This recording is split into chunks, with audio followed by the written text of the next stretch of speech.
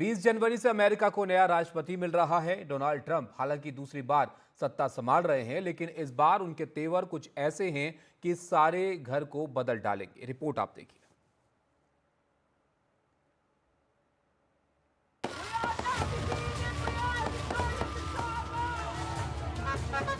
इस जश्न के पीछे डोनाल्ड ट्रंप की धमकी है, जिन्होंने राष्ट्रपति बनने से पहले ही इजराइल और हमास को धमकाया कि समझौता करो, नहीं तो पश्चिम एशिया में नरक फट पड़ेगा। दरअसल बड़बोलापन अमेरिका के नए राष्ट्रपति की शैली है।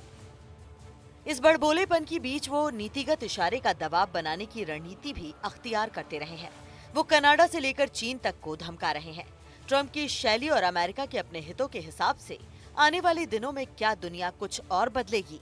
ऐसे में कई सवाल हैं जो अंतर्राष्ट्रीय विशेषज्ञों को परेशान करने वाले हैं। मसलन ट्रंप नाटो से हाथ खींचने की बात कर चुके हैं। उनका कहना है कि यूरोप की हिफाजत में अमेरिका अपने संसाधन क्यों लगाए। लेकिन क्या नाटो से ट्रंप के अलग होने के बाद यूरोप अमेरिका की पुरानी दोस्ती बचेगी? क्या यूरोप में नए ध्रुवीकरण पैदा होंगे, कुछ उस तरह के जिनसे 20वीं सदी में दो विश्व युद्ध हो चुके हैं? यूक्रेन रूस युद्ध के नतीजे बता रहे हैं कि वो न यूरोप को रास आने वाले हैं और न ही अमेरिका को। क्या यूरोप को रूस की नई आक्रामकता झेलनी पड़ सकती है? बाइडेन ने अपने आखिरी स्पीच में कहा भी कि अमेरिकी सत्ता पर सुपर रिच का बढ़ता दबदबा लोकतंत्र के लिए खतरा है। क्या ये खतरा दुनिया के दूसरे देशों में भी फैलेगा? सत्ता और पूंजी और नई तकनीक का बल जो नया वर्ल्ड ऑर्डर बनाएगा, क्या उसमें अमीरों की सबसे ज्यादा चलेगी और गरीब फिर पीछे छूट जाएंगे? या दुनिया के पिछड़े हुए मुल्कों में बराबरी का कोई एजेंडा नई राजनीति को जन्म देगा?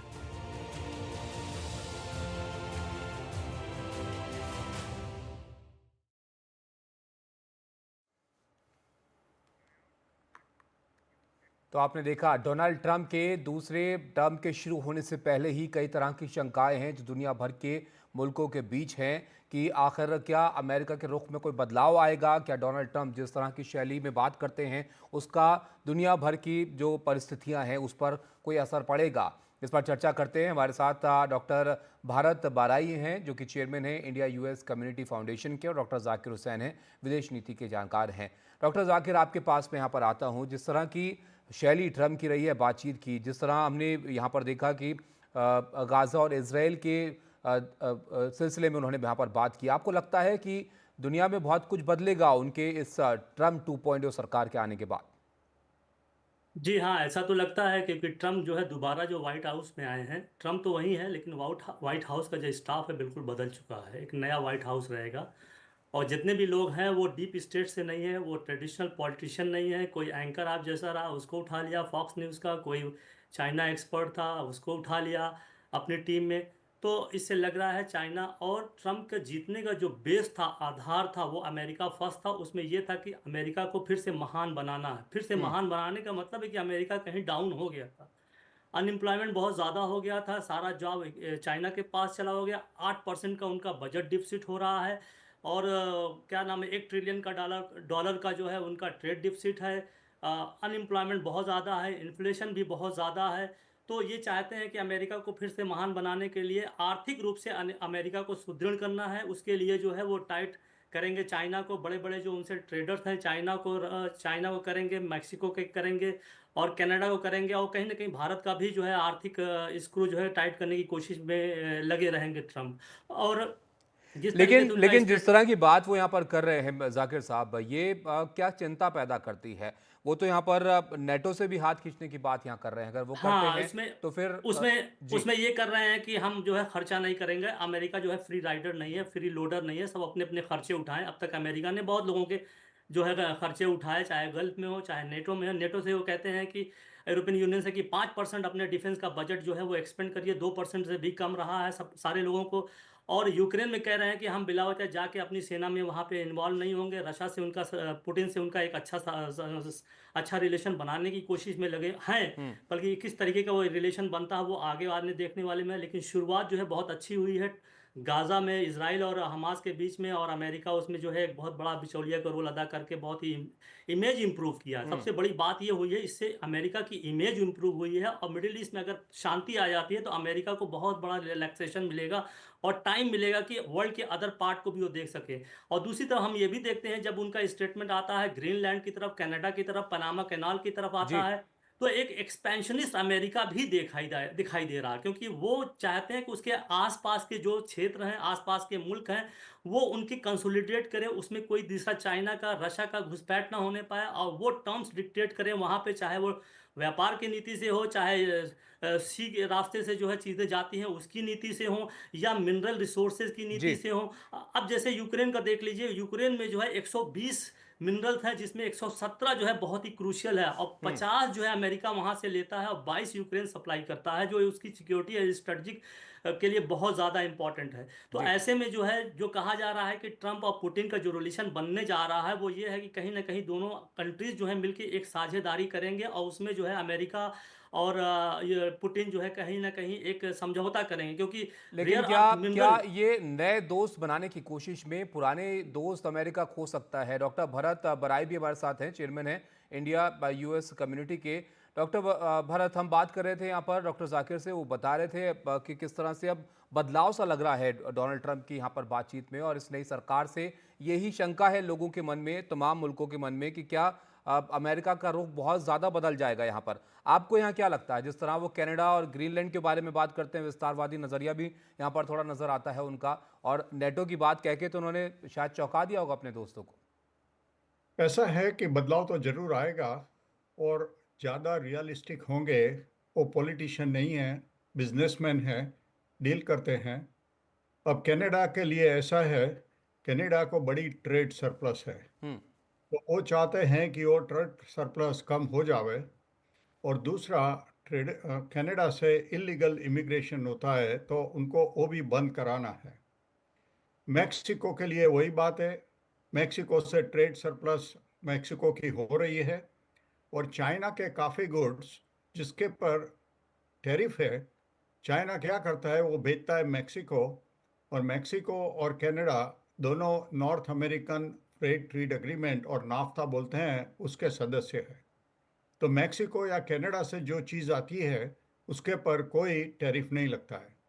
तो चाइना वाले चाइना से मैक्सिको बेचते हैं, वहाँ बॉक्स बदल देते हैं और मेड इन मैक्सिको लगाकर बेच देते हैं। हम्म। तो सबको मालूम पड़ गया है कि ये चोरी हो रही है। अब नाटो के लिए क्या है, नेटो वाले इतने साल तक अमेरिका पर आधार रखकर अपने सोशल प्रोग्राम को बढ़ावा दे रहे थे, जी। लेकिन उसका कर्जा अमेरिका के ऊपर आता था। तो उन्होंने बोला कि सभी नेटो कंट्री को अपनी जो जीडीपी है, ग्रोस डोमेस्टिक प्रोडक्ट, उसके 2% अपने डिफेंस के लिए खर्च करना चाहिए। हम्म। काफ़ी नेटो लोग तो 1%, आधा प्रतिशत, और अमेरिका 3.9% करता है। तो why should American tax payers keep on paying money? बिल्कुल सो डॉक्टर नेटो। भरत, ये बात तो यहाँ समझ में आती है कि जो ट्रंप हैं वो अमेरिका का खर्चा कम करना चाहते हैं, और इस बारे में अलग अलग जगहों पर वो अपने बयान दे चुके हैं। लेकिन जो इसके इर्द गिर्द जो वो बातें यहाँ पर कर रहे हैं, ये कितनी बड़ी चिंता आपको नजर आती है? पनामा नहर की भी अगर बात करें तो उस पर भी वो जो है उस दोबारा से वापस लेने की बात यहाँ पर कर चुके हैं। तो क्या ये तनाव बढ़ा सकता है दुनिया भर में? जिस तरह के हालात चल रहे हैं, कई जगह पर पहले ही कई मुल्कों के बीच तनाव है। ऐसा है कि पनामा कैनाल तो ओरिजिनली अमेरिका ने सारा खर्च करके बनाया था। हम्म। फिर जब जिमी कार्टर प्रमुख थे, उन्होंने पनामा कैनाल पनामा को दे दिया, वो तो ठीक है। ठीक है। अब क्या हुआ है, चाइना यहाँ गेम प्ले करता है, जैसा चाइना मैंने कोलंबो में किया कि अपने कर्जा दिया बंदर चाइना का, कोलंबो का बनाने के लिए। फिर वो पैसा नहीं दे सके, तो चाइना ने कोलंबो का पोर्ट ले लिया। हम्म। वो पनामा में ऐसी स्थिति हो रही है कि चाइना वाले घुस आए हैं। तो अमेरिका के डिफेंस के लिए जो पनामा कैनाल है, वहाँ से शिप्स जाते हैं।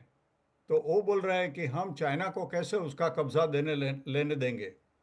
तो इसीलिए ये प्रेशर टैक्टिक है मेरे ख्याल से, कि पनामा जो चाइना के साथ डील कर जी। रहा है उसको नहीं करने देंगे, और अगर चाइना ने किया तो उसके पर वो प्रेशर चलिए, जरूर तो लाएंगे। ये शायद क्या प्रेशर करें? टैक्टिक्स भी हो सकती है, कई बातें दबाव बनाने के लिए भी कही जाती हैं, बिल्कुल। डॉक्टर जाकिर, लेकिन टैरिफ एक बड़ा मुद्दा है, ये ट्रम्प के भाषणों में प्रमुखता से सुनने को हमें मिला है। वो ये भी कह चुके हैं कि जितना उनके सामान पर टैरिफ लगता है उतना ही वो लगा देंगे बाकी देशों पर जो सामान अमेरिका भेजते हैं। ये भारत के लिए चिंता की बात है? हाँ, भारत के लिए चिंता की बात है, क्योंकि पहले टर्म में भारत को उन्होंने कहा था टैरिफ किंग है, और भारत जो है उनके ऊपर जो है उनका प्रेफरेंस जो ट्रेड सिस्टम था उससे भी बाहर निकाल दिया था, जिसके 5.6 बिलियन का हम ट्रेड करते थे। और उससे हमारी जो है स्मॉल स्केल इंडस्ट्रीज बहुत सपोर्ट होती थी, लेबर इंटेंसिव गुड्स वहाँ जाते थे। अगर ये हमारे ऊपर टैरिफ लगाते हैं तो हमारा लो कॉस्ट जो सस्ते सामान है उस पे जो है भारी असर पड़ेगा, जिससे हमारी जो है एम्प्लॉयमेंट पे असर पड़ेगा, और अनऑर्गेनाइज सेक्टर जो है उस पर डिपेंडेंट है, उस पर असर पड़ेगा। क्योंकि जी। ट्रम्प का सबसे बड़ा फोकस जो है वो अपने यहाँ फिर से इंडस्ट्रीज को वापस लाना है, क्योंकि उनके सपोर्टर्स जो हैं वो एक तरीके से मिडिल क्लास और डिप्लोमा होल्डर्स हैं, वो बहुत ज़्यादा हाई इंटेलेक्चुअल्स या हाई लेबर फोर्स नहीं है, टैलेंट वर्कर्स नहीं है, तो उनको जॉब दिलाना है। हम्म। उनका रस्टी बेल बिल्कुल ख़त्म हो चुका है, वहाँ जी, की जॉब, वहाँ की फैक्ट्री सब खत्म होकर चाइना चली गई हैं। तो बिल्कुल। तो इसलिए अमेरिका के हमारे सामने ऊपर बड़ी चुनौतियां, अब देखते हैं कि जी उसमें कितना ट्रम्प यहां पर कामयाब हो पाते हैं। बहुत शुक्रिया डॉक्टर जाकिर आपका भी, और डॉक्टर भरत आपका भी हमारे साथ जुड़ने के लिए। तो ट्रम्प 2.0, 20 तारीख को डोनाल्ड ट्रम्प दूसरे टर्म के लिए शपथ लेंगे राष्ट्रपति के तौर पर। तो क्या कुछ बदलेगा दुनिया में उनके इस दूसरे कार्यकाल में, इस पर सबकी निगाह बनी हुई है, हमारी भी है। इस पर लगातार अपडेट हम आप तक पहुंचाएंगे। फिलहाल एक ब्रेक ले, यहाँ पर रुकते हैं, ब्रेक के बाद कुछ और खबरें आपके लिए।